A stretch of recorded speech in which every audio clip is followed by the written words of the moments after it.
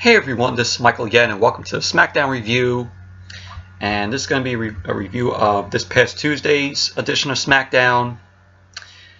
And before I start the review, I just want to show you all that I have now gotten myself a MacBook Air. So it's a brand new. I ordered it. I ordered it last week, and it came today. So yeah, so that's going to be my new, laptop MacBook right there. So pretty cool, and it's just trying to let me see here, trying to do the Wi-Fi, if you could see it right there, and already it's taken about maybe like 10 minutes or so just to clear Wi-Fi. I mean, it's an early 2015 model, so it probably hasn't been used in a while. So all I have to do is just wait until the Wi-Fi connects. So, but yeah, so if I have a problem with that, I could just send it back, get my money back. I mean, I got it refurbished, so I got it for maybe $4.99, and it had like free shipping. So, but yeah, so just wanted to show off that. And let's get to the Smackdown review. And this past Tuesday's Smackdown was from the KFC Yum Center in Louisville, Kentucky. And I gotta say, this Smackdown, I thought it was much better than Raw on Monday. It was much better. Wasn't a perfect, great show by any means, but I found it to be like a solid show, Smackdown. So let's get on with the review. So Smackdown opened up with AJ Styles coming out.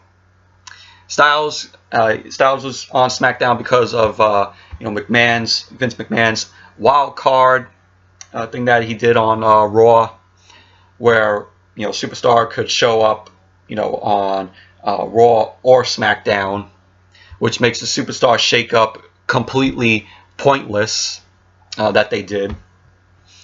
So Styles gets on the mic, says how he misses Smackdown, and he says on Raw, Vince McMahon instituted a wild card rule for Raw and Smackdown.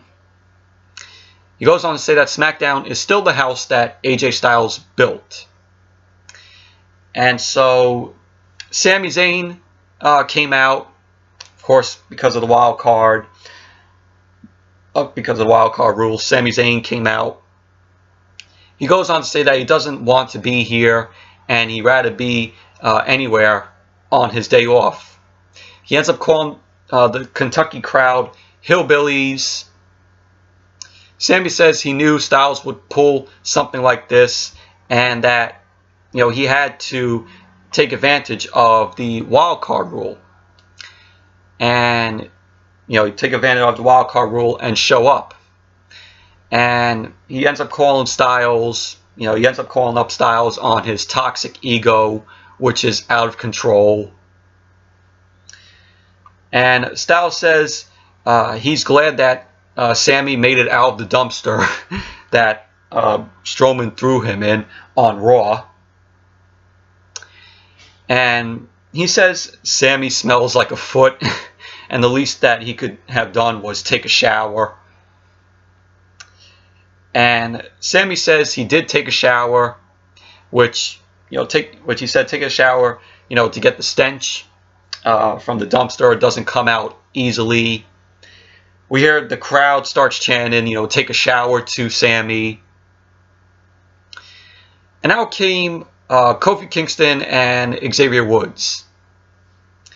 They end up telling Sami Zayn and AJ Styles that they both can't have a party without their boys, meaning Kofi and Xavier. And he says before, Kofi says he hopes AJ isn't talking about his architectural achievements again. And he says because it's an amazing catchphrase, but fact is he doesn't live there anymore on SmackDown. And says what he wants to know is what's he doing here on SmackDown. To which he says he wants to return the favor from last night, which was on Raw. And that was what Xavier ended up saying. And so Xavier suggests AJ Styles, check himself before he wrecks himself. Kofi says yeah, because he is the champion now. And Kofi and Styles came all the way over here, and that they're both in the same ring. So Sami Zayn ends up interrupting and tells Kofi that he's not going to offer AJ Styles a WWE Championship match tonight. He said he loves him, and so he'll tell him the truth. Nobody else will. And that these people aren't happy for Kofi. He says he got a taste of their affection, but now he's trying to please him, even to his own detriment. Handing out title matches. And he says if anybody deserves a championship match, it's him. It's Sami Zayn. Xavier says Sami Zayn smells like his 10th grade sock drawer. And Kofi says he defended his title last night to show that WrestleMania, his win at WrestleMania, wasn't a fluke. And that he is a fighting champion. He says he wants to put the title on the line against either of them. And so a triple threat chant from the crowd was going.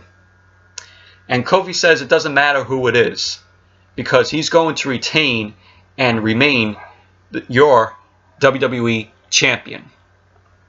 So we end up having a triple threat match, which was Kofi Kingston versus Sami Zayn versus AJ Styles for the WWE Championship, which was the main event.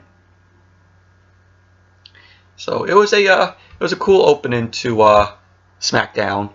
Seeing AJ Styles come back to the house that he built, as he said, and seeing Sami Zayn there. Then we had a Kevin Owens end up cutting a promo. It was a handy cam promo. He goes to say that today is his birthday, and once he got to the arena, he realized he didn't want to deal with this crap on his birthday, and he ends up saying that he's going home, which is good news for Kofi Kingston. He ends up saying that Kofi's good news ends at Money in the Bank because he's winning the WWE Championship. So it was a little promo from Kevin Owens. Then we had a vignette promo that we saw of Mustafa Ali. And his vignette was, him searching for light in dark times. He goes on to say, the light shows you a path, and sometimes it seems too far away. And he says, as long as you see the light, you must run to it.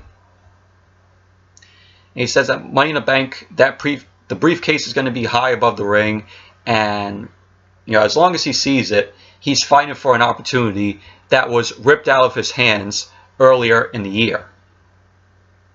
He goes on to say that Money in the Bank, he will take that opportunity back. It was a cool vignette promo from Mustafa Ali, which he had a match. This was the first match. It was Mustafa Ali versus Andrade Cien Almas. Before the match started, Zelina Vega and Andrade Cien Almas made their way out. Zelina Vega got on the mic, and she talks about how everyone's going to tune into Money in the Bank, just like they did the Kentucky Derby, to see all the thoroughbreds. And she says there's only one such horse. Of course, she was making reference to the Kentucky Derby. She says there's only one such horse, and that is Andrade Cien Almas. So Andrade ended up getting on the mic, and he says he's going to win the ladder match at Money in the Bank and become Mr. Money in the Bank. And then we had the match, which the match itself, it was like a 10-minute match.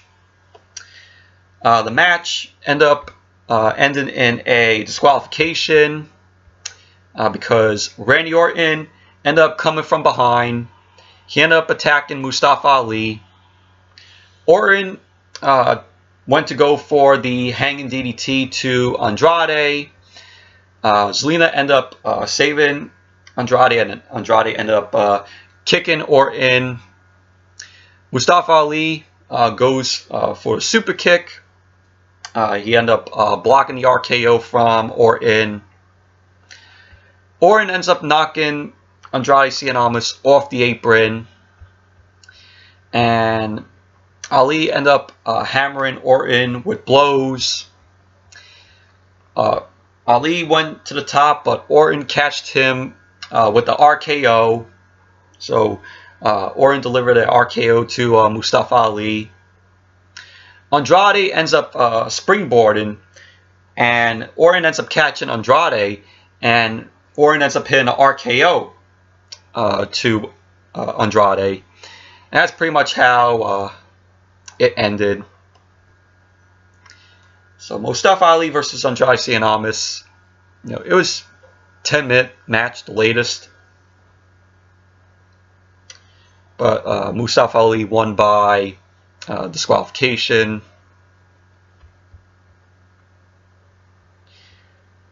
Then we had Shane McMahon. He ended up coming out, and he ends up calling Miz a coward for attacking him with a steel chair on Raw. And Shane McMahon didn't go to Greg Hamilton, and Greg Hamilton introduced him as the best in the world. He didn't do that on Tuesday. So Shane ends up calling what Miz did with the steel chair. He said he finds it lamentable and deplorable. And he says for Kentucky, it's disgusting. And Shane goes on to say Miz won't get the job done at Money in the Bank because it's going to be just like WrestleMania.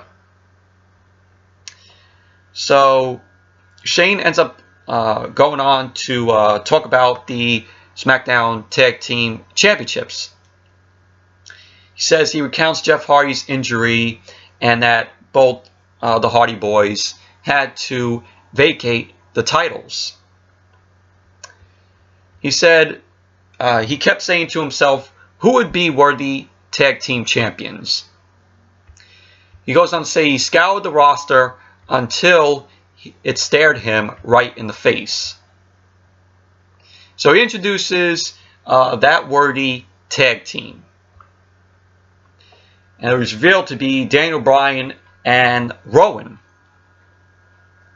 So Daniel Bryan and Rowan came out. The Usos end up coming out, of course, because of the wild card rule. So the Usos made their appearance, their return on Smackdown. So Shane was like, whoa, whoa, what are you doing here? You were traded to Raw. And the Usos ended up telling Shane that, they said Roman Reigns told them they could slide through his yard whenever they like. They were like, but they also got the wild card rule. And they were like, welcome to the Uso Penitentiary. They both asked if Shane really is just going to hand the titles away after, the New Day, the Hardy Boys, Cesaro and Sheamus, and even Shane McMahon himself earned those titles. And they were like, oh, knowing how much these titles value, they were like, oh, you're just going to hand them over to, Beavis and Butthead here, talking about Daniel Bryan and Rowan. And Shane says, he'll enjoy watching the match that he's going to book between Daniel Bryan and Rowan versus the Usos. And eventually the match started. The match was booked. So SmackDown went to commercial. Then when SmackDown came back from commercial, we saw Finn Balor end up cutting a promo. It was a hand cam promo. And it was revealed that he was back in his homeland of Ireland. And he talks about how he pledges to win the Money in the Bank and cash it in to be a double champion. So it was just a little hand cam promo from Finn Balor. Then we had the match, Daniel Bryan and Rowan versus the Usos for the vacated SmackDown Tag Team Championships. And this was a decent match. This was a very enjoyable match, in my opinion. The Usos, very entertaining. And, of course, there was no way that the Usos were going to win, considering, they're on Raw. And they only appeared on SmackDown because of Vince's wild card rule. But Daniel Bryan and Rowan end up winning the match. Rowan ended up hitting the Iron Claw to Jey Uso. Rowan went for the pin. And so Daniel Bryan and Rowan are your new SmackDown Tag Team Champions. Which in my opinion is a good thing. Daniel Bryan coming off his loss of losing the WWE Championship at WrestleMania to Kofi. And now, he has gold on himself once again of being tag team champions with Rowan. So this is a good thing, in my opinion.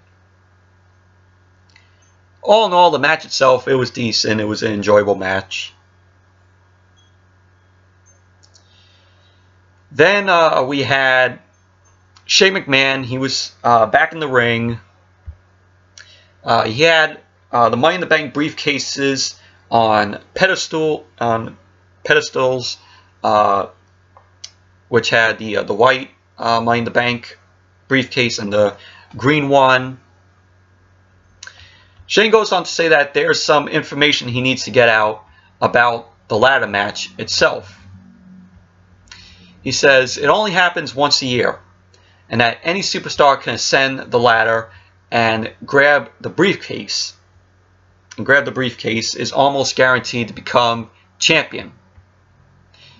He goes on to say it's one of the most brutal, physical, and then we see The Miz end up attacking Shane from behind, ends up going out to the floor, and it goes into the barricades.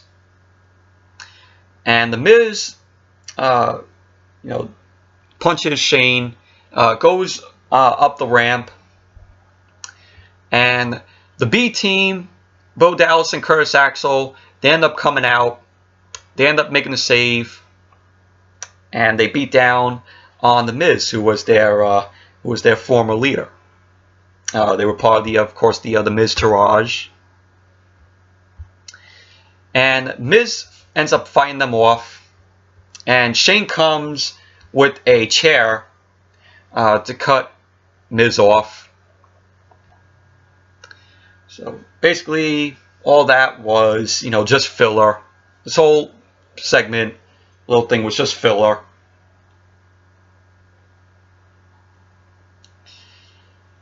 Then we saw Daniel Bryan and Rowan. They were walking backstage. Daniel Bryan ended up chatting about the tag team titles to Rowan, and they run to Heavy Machinery, who we saw Coley congratulate both Daniel Bryan and Rowan. So what does this mean? Maybe Heavy Machinery, Otis and Tucker. Maybe there's going to be a match with them against Daniel Bryan and Rowan for the SmackDown Tag Team Championships. I could see that happening. So it would be cool to see Heavy Machinery with the Tag Team Championships on them. But who knows? They're probably going to make Daniel Bryan and Rowan have a pretty decent run as Tag Team Champions. But I like to see that. Daniel Bryan and Rowan versus Heavy Machinery, Otis and Tucker. So then after that we had a women's tag team match. Sonya Deville and Mandy Rose, Fire and Desire versus Ember Moon and Carmella. This was a short match. Maybe about 7-minute match. But Sonya Deville and Mandy Rose end up getting the win. Mandy Rose end up laying out Ember Moon, end up hitting the Angel's Wings on Amber to score the win. So Sonya Deville and Mandy Rose win. After the match, Paige, Cien, and Asuka came out. Paige ends up congratulating both Sonya Deville and Mandy Rose.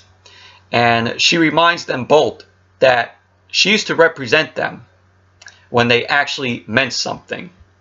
Of course, that was Absolution. And she traded way up. She says she traded way up, and her team are going to rip through the tag division, starting next week with the two of them. So next week it's going to be Sonya Deville and Mandy Rose versus Cien and Asuka. So that's taking place next week. Well, no, the women's tag team match, it was like a 7-second match. Then we had Kayla Braxton.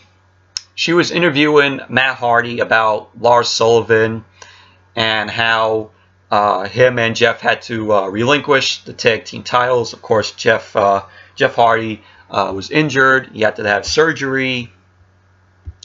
Matt Hardy gives us an update on Jeff Hardy, on his brother, and he says that Jeff's surgery was a success and that when he returns, he'll be back better, stronger, and faster than ever.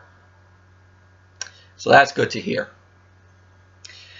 And so we see R-Truth comes up to Matt Hardy, and Truth says he had to tell Matt something, but he ended up forgetting. So Matt tells R-Truth, what you were trying to tell, but you forgot. Is this about Lars Sullivan? Truth ends up saying that's what he forgot, and he didn't want to remember. Because of how many times have we seen, Lars Sullivan, lay out R-Truth. So R-Truth tells Matt Hardy that Lars Sullivan is vicious, and he's unlike anybody else he ever faced. He goes on to say to Matt that Lars Sullivan's hands are like bear traps, which if you get caught, you get got. And we see Lars Sullivan, he was behind R-Truth. Matt Hardy ends up telling R-Truth, oh, look in the back. And Lars Sullivan ends up headbutting R-Truth. Matt Hardy is throwing punches at Lars. Lars ends up kneeing him. R-Truth comes back and he runs into Lars. Starts punching Lars Sullivan. Lars ends up hitting a powerbomb on R-Truth, and he puts R-Truth through the table with that powerbomb. So once again, R-Truth is laid out. thanks to Lars Sullivan once again. So who knows where this is going to go. I'm calling it's going to be possibly R-Truth and R-Truth. Possibly they'll do like a handicap match at maybe Money in the Bank, where it's going to be R-Truth and Matt Hardy versus Lars Sullivan. It could be a 2-on-1 handicap match. But who knows? Who knows what WWE is going to do? But that's how I see it going. And there's a lot of news and articles that I read about Lars Sullivan now. There's articles that have been released about Lars. So who knows about Lars, with this whole kind of push that they're giving him. So who knows what's going to happen now with all this news and rumors coming out about Lars Sullivan.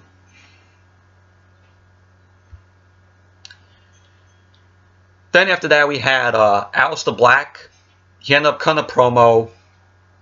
He ends up talking about dealing with the sins of the mother and of the father, and the marks left on us and left by us. He ends up saying both our wrath and our salvation. He says he has to apologize to his opponents for his overcompensatory, and it needs to prevail at their expense. He says because they're the embodiment of the sins of which he speaks. He says now that he's revealed this part of himself, he must ask for forgiveness from his own sins. Sins that he'll seek absolution for in the form of victory. And the victory that he'll take from us, from you. So pretty decent promo from Aleister Black.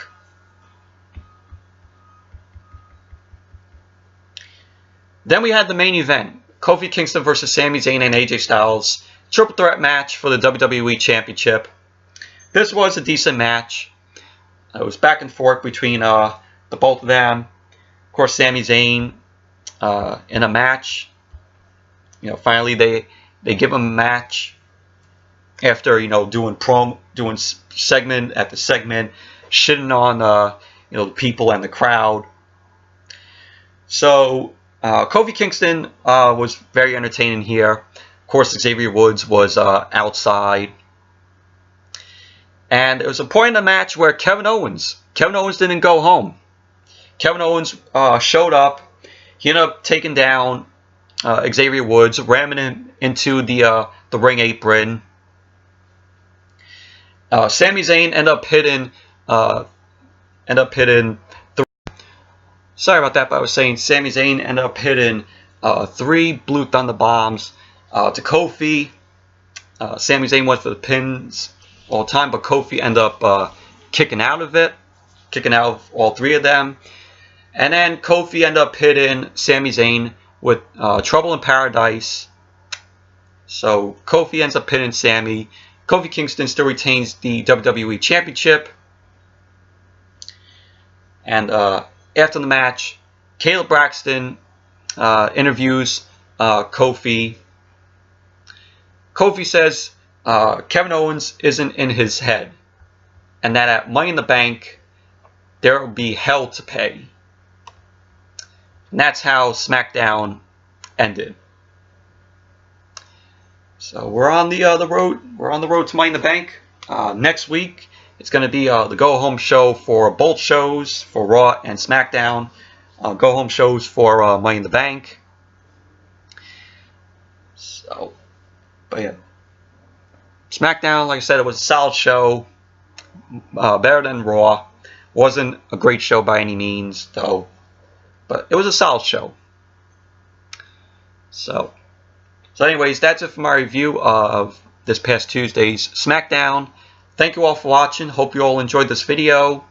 And definitely give this video a thumbs up. Comment, subscribe. Follow me on the Stardust app at MikeyBoy101591. So if you haven't done that, give me a follow. So yeah, so anyways, that's it for this video, and until next one, I'll see you all later.